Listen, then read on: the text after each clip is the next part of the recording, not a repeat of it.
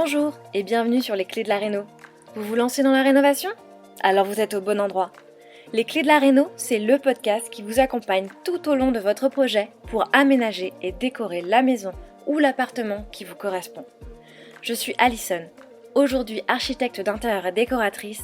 Je vous propose ici mes conseils et mes astuces pour transformer votre projet en un intérieur beau, chaleureux et fonctionnel dont vous serez fiers. Je suis passée par là. Je sais ce que c'est que de devoir gérer une rénovation en plus de son quotidien. C'est pas toujours une partie de plaisir, mais ça en vaut tellement la peine au bout du compte. Seul ou avec un invité, laissez-moi vous aider à simplifier les étapes, vous apporter les clés dont vous avez besoin pour que votre projet se passe au mieux. Imaginez, vous saurez enfin par où commencer et comment faire les bons choix.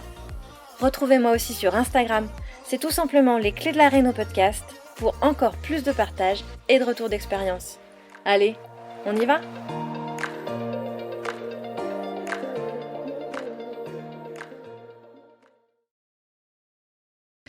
Hello les rénovatrices et les rénovateurs et bienvenue dans ce nouvel épisode de Les Clés de la Réno, le podcast.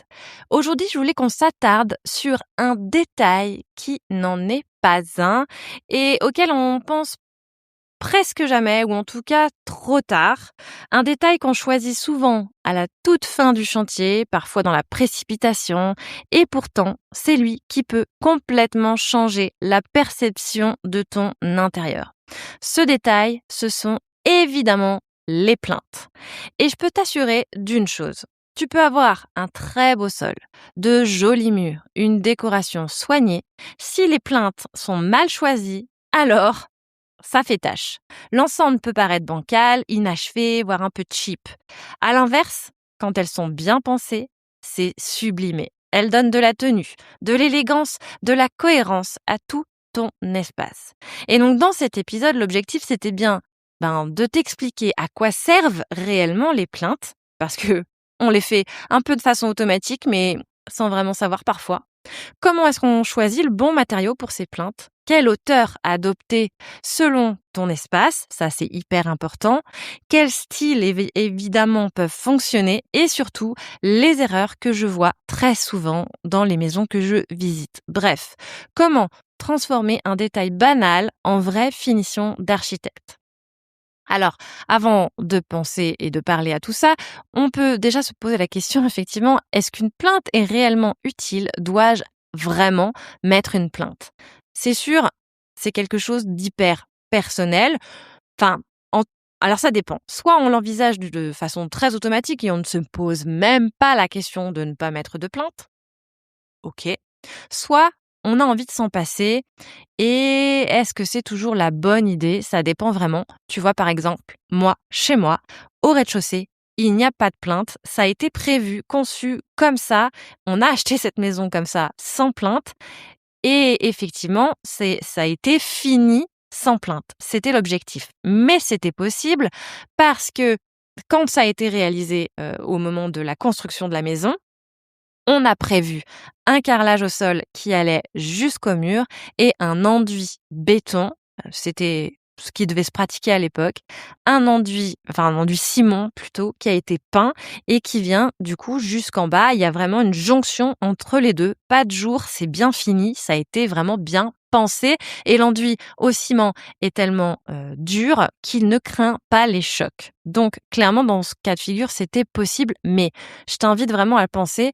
Est-ce que c'est réellement possible chez toi? Bref, donc une plainte, qu'est-ce que c'est? Et à quoi elle sert? Réellement, c'est la bande qu'on pose à la jonction entre le sol et le mur. Ça, on le sait. Mais elle a vraiment 3 fonctions principales. La toute première, elle est bien de protéger tes murs, le bas de tes murs. Parce qu'effectivement, un mur enduit est fragile. Surtout s'il est enduit au plâtre. Aujourd'hui, avec les plaques de plâtre qu'on peut avoir, on peut se dire qu'effectivement, ça va mieux résister au choc. Peut-être un peu, mais il suffit que tu tombes sur un endroit où tu es sur une bande à joint et effectivement, là, de la même façon, ton enduit, il marque. Donc l'idée, c'est de protéger le bas de tes murs des coups d'aspirateur parce que c'est souvent ce qui peut clairement venir le plus souvent donner un choc au bas de ton mur. Mais ça peut aussi être des chaussures éventuellement. Je parle même pas des jouets qui volent parce que ça aussi, selon les endroits, selon les familles, ça peut être fréquent. Et sans plainte, ton mur, il va s'abîmer très vite, plus vite que prévu, que si tu mets une plainte, évidemment. La deuxième fonction, c'est, on en a un peu parlé, de masquer la jonction mur-sol parce que, soyons honnêtes, cette jonction, elle est très rarement parfaitement réalisée, parfaitement droite. Parfois, si tu as choisi effectivement d'aller poser un parquet au sol, donc si tu dois nécessairement prévoir la réserve de j'en perds mes mots, mais la réserve qui te permet effectivement au parquet de bouger selon les conditions climatiques, le taux d'humidité, la température, etc. Ce qui est indispensable. Si tu n'as pas cette réserve, c'est le parquet qui va souffler. Donc, tu peux avoir effectivement 5 millimètres au minima entre ton sol et ton mur. Et ça, il faut bien effectivement le combler, sinon c'est déjà moche et puis tu as tout un tas de poussière qui va se mettre à l'intérieur. La plainte, elle permet effectivement de rattraper ces petits défauts proprement sans combler la réserve puisque tu dois garder un jour. Et la fixer au mur, évidemment. La troisième fonction, celle que beaucoup sous-estiment, effectivement, c'est de donner du caractère à la pièce. On voit encore trop souvent des plaintes comme une réalisation technique pour les deux fonctions que j'ai évoquées jusque-là. Alors qu'en réalité, elle a également une fonction décorative à part entière. Et c'est à prendre en considération, effectivement, dans le choix de la bonne plainte. Si on parle matériaux, effectivement, des plaintes, il y en a beaucoup, tout un tas, mais elles ne se valent pas toutes. D'abord, la plus noble, comme souvent, ce sera celle en bois massif. On en trouve dans toutes les grandes surfaces de bricolage. C'est pas forcément un bois très noble en tant que tel, mais c'est un bois massif qui va du coup apporter du caractère parce qu'il aura de la matière. On va voir effectivement un peu de nœuds, un peu de fibres et on va voir à travers la peinture le plus souvent qu'il s'agit d'un bois massif. Ça apporte du poids visuellement et une vraie présence, c'est sûr. C'est aussi très durable, très réparable, comme souvent quand il s'agit de bois massif, et très élégant. Mais, évidemment, c'est aussi l'option la plus chère et la plus technique à poser. Donc c'est un vrai choix esthétique et technique assumé.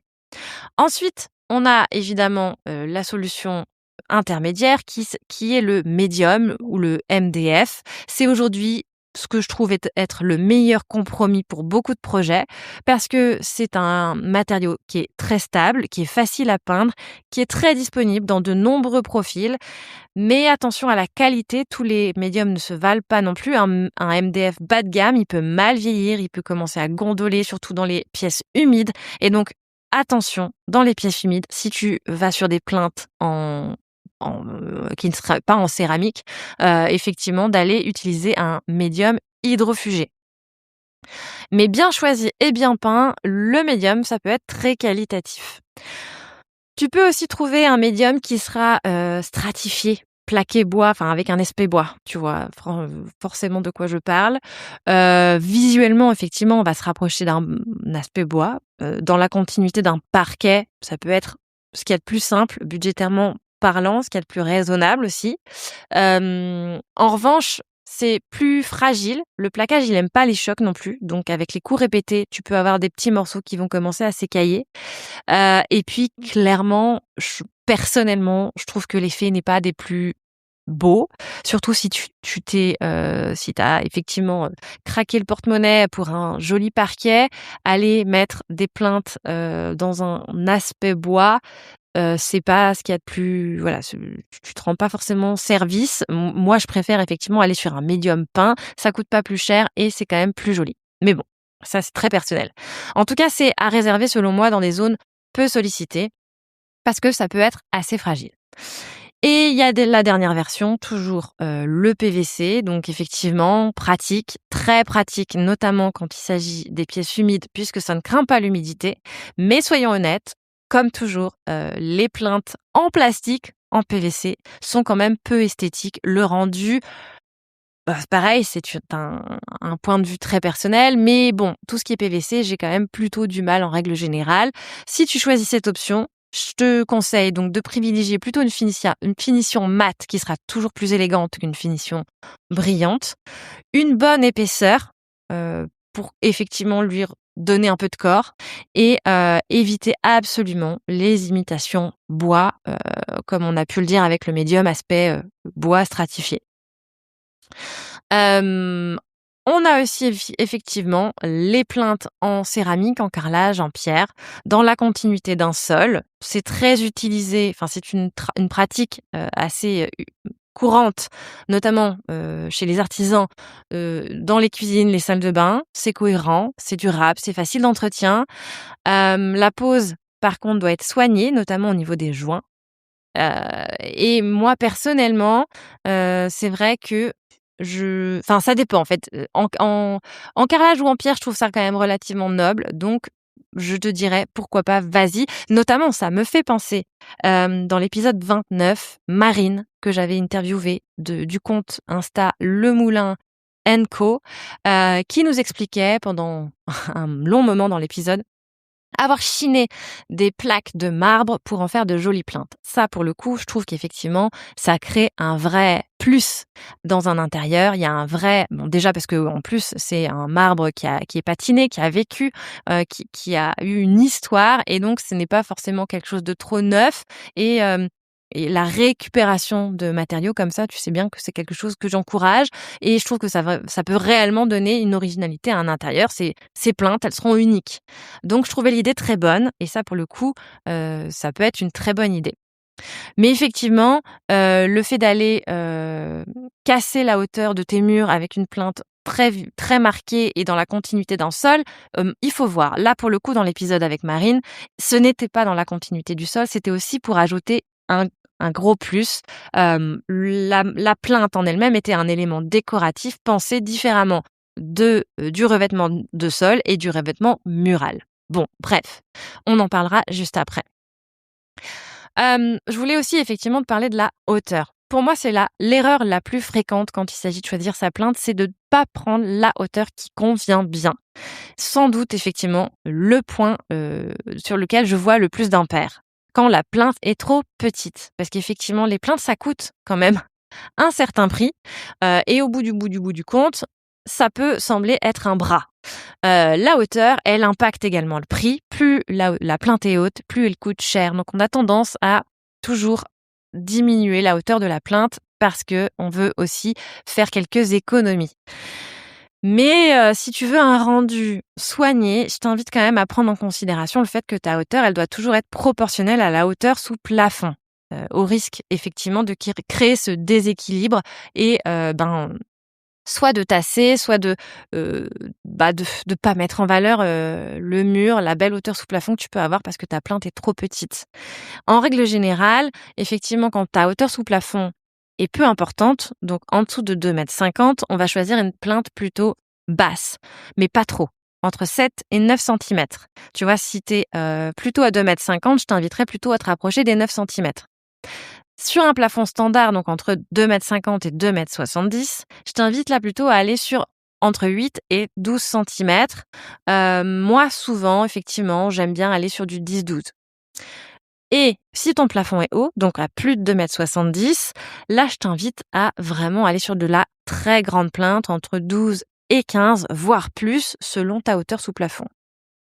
Les plinthes trop petites, elles donnent vraiment une impression de finition rapide et non assumée, en fait. C'est j'ai voulu mettre des plinthes, mais voilà, j'ai pas trop osé.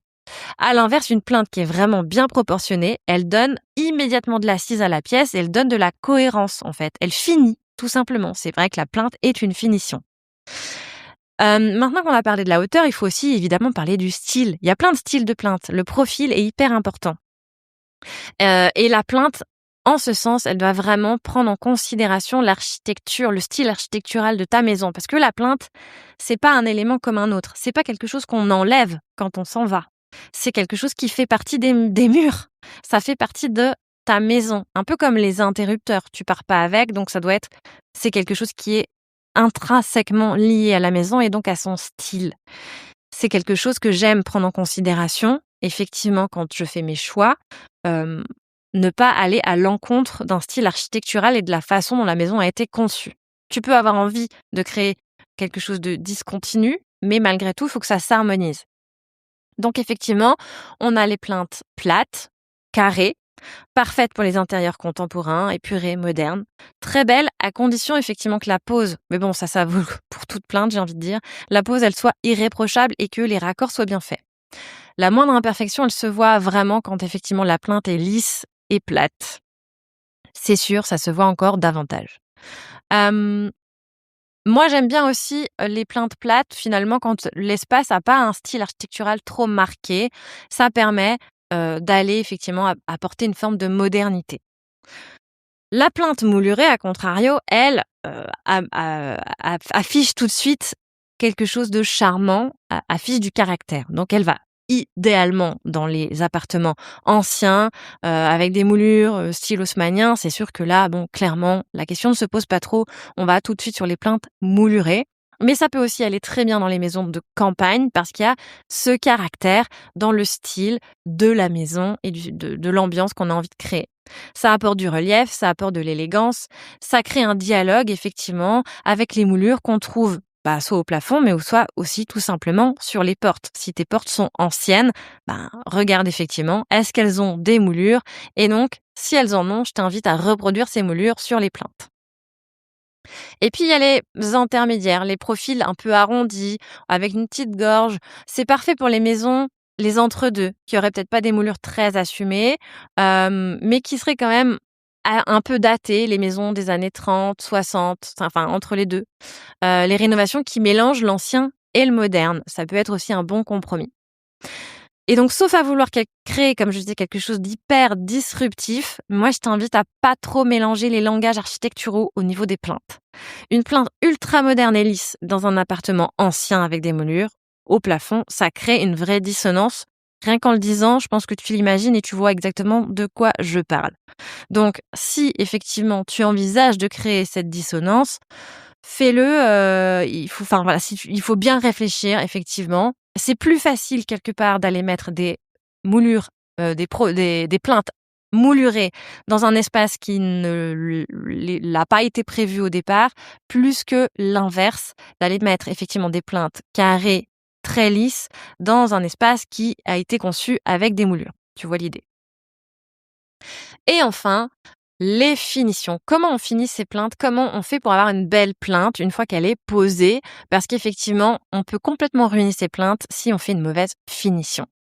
La première des choses à faire, c'est effectivement les joints acryliques, trop souvent négligés parce qu'on se dit que c'est long, parce que effectivement, quand on a fait ces kilomètres de plinthe, on en aura la casquette, les joints acryliques, voilà, ça peut passer à la trappe. Sauf que c'est ce qui finit la plinthe, clairement. Donc à ne pas négliger le joint qui vient faire le raccord au niveau des angles, le joint qu'on met au-dessus entre la plinthe et le mur. Et ça, avant la peinture, évidemment, parce que la peinture, c'est ce qui vient finir et pas le joint.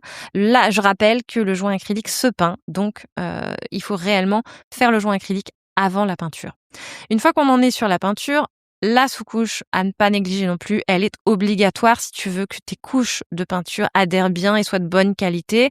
Donc, on fait une sous-couche et même si ta plainte est pré-peinte, moi je t'invite vraiment à poser une couche de sous-couche pour vraiment créer une bonne adhérence. Puis ensuite, aller sur 2 couches minimum parce que tu vas voir effectivement, surtout si t'as pas mis de sous-couche, ce que je te conseille pas, tu l'auras compris, que les plaintes pré-peintes, finalement, si t'as pas de sous-couche, la peinture adhère mal. Donc tu vas mettre au minimum de couches, voire plus. Et surtout si tu t'engages sur une couleur franche. Évidemment, si c'est sur du blanc et que ta plainte est pré-peinte en blanc, t'auras moins de problématiques. Et enfin, toujours une peinture de qualité, évidemment. Ce sera toujours mieux. Pour la couleur, quelle couleur choisir? On se demande souvent, effectivement. Alors moi, je t'invite à, de manière générale, ne pas penser tes plaintes en blanc. C'est pas des plaintes. Les plaintes ne sont pas blanches par défaut. En tout cas, il faut pas les penser comme ça. Il faut plutôt imaginer, selon moi, des plaintes qui seraient de la même couleur que ton mur, dans la continuité, pour effectivement créer cette élégance de continuité entre tes plaintes et ton mur. Moi, j'aime effectivement avoir ça, surtout si, pourquoi pas, tu fais également une continuité avec le plafond. Et que tu as les quatre faces d'une certaine couleur, le plafond de la même couleur. Voilà, si tes plaintes sont encore blanches, ça va créer clairement un contraste bien trop, marqué. Donc même couleur que les murs, peu importe, que ce soit un blanc cassé, que ce soit un beige ou que ce soit une couleur hyper franche, moi j'invite effectivement à aller sur la même couleur que les murs. Si tu veux contraster, ce qui est totalement possible aussi, et pourquoi pas garder les murs blancs et aller sur des plaintes colorées, ça peut être sympa d'aller sur une couleur identique aux portes et à tes encadrements de portes, donc pourquoi pas aux chambranles et aux moulures qui peuvent être réalisées autour de tes portes dans la continuité toujours, et ça va créer un effet un peu plus original, un peu plus assumé, un peu plus graphique, pourquoi pas. C'est aussi très sympa. Mais donc tu l'auras compris, en général, je déconseille le blanc, sauf à ce que ce soit également la couleur de tes murs pour créer cette continuité. En cas de finition bois, dans la continuité d'un parquet, je l'ai dit, ça se fait, les artisans aiment faire ça. Personnellement, c'est pas ce que je préfère, que effectivement la plainte soit dans la continuité du sol. Je préfère, comme je l'ai dit avant, qu'elle soit dans la continuité des murs, tout simplement parce que dans la continuité du sol, ça va du coup donner l'impression que la plainte est dans le sol et donc raccourcir ton mur. Ça va avoir tendance visuellement à tasser l'espace et à raccourcir l'espace mural. Or, on en manque toujours. La surface, la hauteur sous plafond n'est rarement assez grande. Donc, tu as tout intérêt à éviter de raccourcir ton espace mural, ce qui justifie effectivement que je te dise de mettre tes plaintes dans la même couleur que tes murs et surtout d'éviter de les mettre dans la même couleur que ton sol pour prolonger l'effet de sol. Enfin la pose, souvent sous-estimée, effectivement, on a parlé des joints, mais avant tout ça, il faut effectivement bien prendre le temps de faire des beaux angles, des belles coupes, des beaux raccords, parce que c'est là que tout se joue. Une plainte mal coupée et, comme je l'ai dit, l'absence de joints acryliques, ça se voit immédiatement. Et dans ce cadre-là, je pense aussi au passage de câbles. Alors c'est sûr, il y a des super plaintes maintenant qui te permettent d'aller passer des câbles électriques. C'est hyper pratique. On est bien d'accord. Ça sauve parfois d'aller faire des kilomètres de tranchées. Mais il faut vraiment bien faire attention à pas surcharger. D'ailleurs, parfois, c'est incompatible avec les normes en raison du nombre de câbles à passer. Mais fais très attention, effectivement, à pas surcharger ces goulottes, aussi pour des raisons de sécurité, mais aussi pour des raisons esthétiques. Parce qu'une plainte, c'est aussi joli si elle n'est pas trop épaisse. Donc, quand tu choisis tes plaintes, et ça peut être le cas quand tu fais des surplaintes, parce que j'en ai pas parlé, mais si tu as des vieilles plaintes moches, tu peux effectivement aller les camoufler facilement avec des surplaintes. Malgré tout, regarde bien l'épaisseur que ça va générer. Parfois, c'est pas forcément toujours très esthétique. Si c'est le cas, je t'encourage là plutôt du coup à partir sur des plaintes lisses et carrées pour minimiser un peu ce rendu d'épaisseur. Bref. Si on fait un petit résumé donc des erreurs que je vois le plus souvent, ce serait donc choisir des plaintes trop petites, prendre du premier prix qui va jamais durer dans le temps, bâcler les finitions, notamment les joints, la peinture, mélanger les styles architecturaux, oublier que dans les pièces d'eau il y a de l'humidité et alors là t'es sûr que ta plainte elle gondole en très peu de temps, et négliger la jonction aussi avec les portes. Effectivement, il y a aussi je sais plus comment s'appellent ces petites pièces, mais si tu optes pour des encadrements de portes moulurés, tu peux aussi avoir des bas de portes qui vont faire des jolies jonctions. Donc, quand tu regardes tes plaintes et tes encadrements de portes, voilà, regarde comment créer la jonction, comment créer une belle jonction entre les menuiseries et les plaintes. C'est souvent ces petits détails qui, accumulés, donnent une impression de chantier mal terminé, de chantier amateur, comme je disais dans l'épisode sur pourquoi tes travaux font amateur. Là, on est typiquement dedans. Pour parler budget rapidement, je t'ai dit que les plaintes, ça coûtait un bras, mais effectivement, alors évidemment, chaque projet est différent. Le kilométrage Enfin, le métrage de plainte sera différent selon le projet, mais c'est pour te donner quand même un peu une idée sur une maison standard de 120 mètres carrés. Si tu choisis des plaintes d'entrée de gamme, tu en auras quand même facile pour 500 €. Si tu vas sur du milieu de gamme, donc on va plutôt être sur du médium à peindre, on peut facile en avoir pour 1 800, Et par contre, si tu vas sur de la belle plainte moulurée, clairement, là, t'es facile à 2000, 2005, voire plus. Clairement, les belles plaintes, ça coûte cher, c'est pas neutre, ça s'anticipe dans un budget, c'est pas la cerise sur le gâteau. La plainte, on la garde toute la vie, en principe, si elle a été bien pensée, bien posée. Il y a aucune raison de les changer une fois qu'elles sont là. Donc réellement, ça s'anticipe, c'est une ligne qu'on met au budget avant toute chose. C'est vraiment quelque chose qui termine visuellement ton intérieur. Donc je t'invite à ne pas les négliger. C'est vraiment typiquement le genre de détail qu'on choisit trop vite alors que ça mérite réflexion. C'est pas un élément, une contrainte technique, c'est bien une finition. Et très souvent, c'est ce qui fait la différence, comme je te le disais, entre un intérieur correct et un intérieur vraiment abouti qui va réellement créer un effet waouh. Donc choisis-les comme un vrai élément de ton projet parce que les finitions, quand elles sont réussies, on les remarque pas consciemment, mais on les ressent en fait immédiatement. Voilà. On arrive à la fin de cet épisode. J'espère qu'il t'a aidé, comme d'habitude, avec des éléments concrets et utiles. N'hésite pas à venir me le dire sur Instagram, à partager autour de toi, à me laisser un avis 5 étoiles sur ta plateforme d'écoute préférée. Ça m'aide toujours énormément.